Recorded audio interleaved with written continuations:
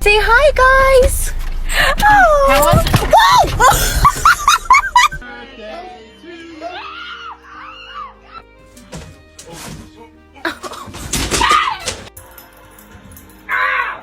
I got it already.